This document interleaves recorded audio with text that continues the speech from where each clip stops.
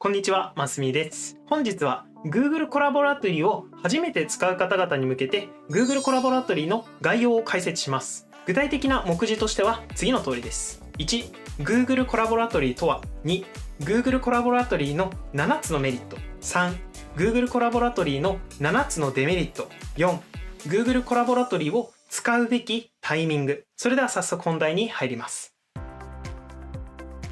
まず Google コラボラトリ、通称 Google コラボとは Google が提供するクラウド上の Jupyter ノートブック環境です。具体的には Google のアカウントさえあれば Google Chrome などのブラウザ上で Python のプログラムを手軽に実行できます。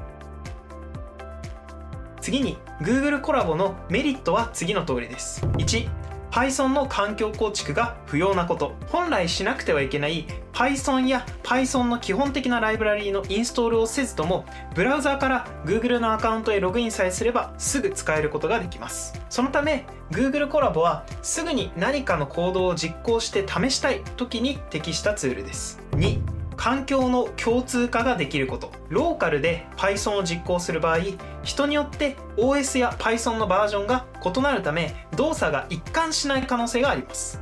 例えば A さんの端末ではエラーが出ないが B さんの端末ではエラーが起きるということが生じる可能性があります。Docker やバーチャルボックスなどの仮想化技術を用いれば環境を共通化することができるのですが、そのインフラ構築の工数が必要になります。一方で Google コラボは実行環境がデフォルトで共通化されているため、他のメンバーが同じ Google コラボのファイルを実行した際に一貫した動作が得られやすいというメリットがあります。3、他のメンバーへ共有しやすいこと。 Google が開発しているサービスであるため、他の Google アカウントユーザーへの共有がしやすいというメリットがあります。また一般公開も手軽にできるため、ソースコードをオープンソースにしたい時にも便利です。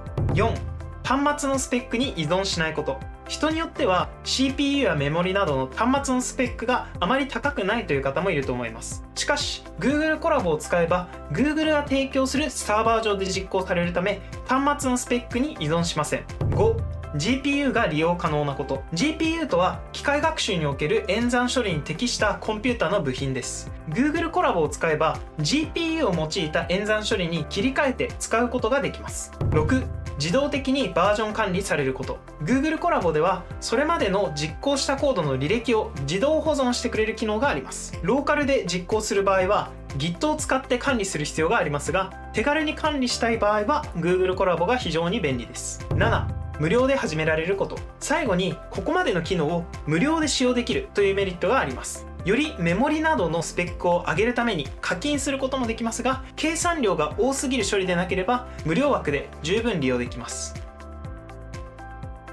ここからは Google コラボのデメリットを説明していきます。1、環境の永続化ができないこと。 Google コラボは実行しているタブを閉じるとランタイムと言われるセッションのようなものが破棄されて、 Python のパッケージインストールなどの環境構築をもう一度し直す必要があります。2、アップロードしたデータは永続化できないこと。環境の永続化と同様に Google コラボへアップロードした CSV や Excel などのデータは永続化されないため、タブを閉じると消えてしまいます。一方でノートブックのデータは Google ドライブ上に保存されます。3、複雑なファイル構造には不向きなこと。 Web アプリケーションを構築する際などに使う Django や FastAPI などの複雑なファイル構造を持つフレームワークの場合は不向きであるというデメリットがあります。4、実行時間に制限があること。無料版では最長12時間という制約があります。そのため機械学習のモデル学習などの実行時間の長い処理を実行する際は向いていません。ちなみに有料版ではこの実行時間を伸ばすことができます。5、メモリに制限があること。無料版ではメモリは約12ギガまでしか使えないという制約があります。そのためとても大きなデータを変数に持たせたい時には向いていません。ちなみに有料版に登録することでこのメモリ容量も増やすことができます。6、コードの保管機能が弱いこと。 Google コラボにはコードの保管機能がついているのですが、 VS コード上で Jupyter ノートブックを実行する場合に比べて劣ってしまうというデメリットがあります。7、コードの視認性が低いこと。最後に Google コラボは VS コード上の Jupyter ノートブックに比べてコードの視認性が低いというデメリットがあります。例えば VS コードではタブの数を見やすくすることができますが、 Google コラボではそういった機能はありません。ここまでの話をまとめると Google コラボは次のようなタイミングで役立ちます。1、迅速にコードを実行したいとき。2、共通した環境とコードを手軽に共有したいとき。3、環境構築方法がわからない方が Python を動かしたいとき。逆に本格的な開発や分析をする場合は Git や Docker の環境をしっかりと整えて VS コードを利用することを推奨します。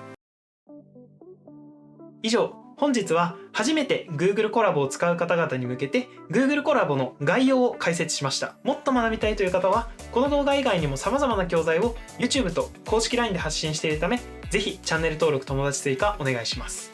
ではまた。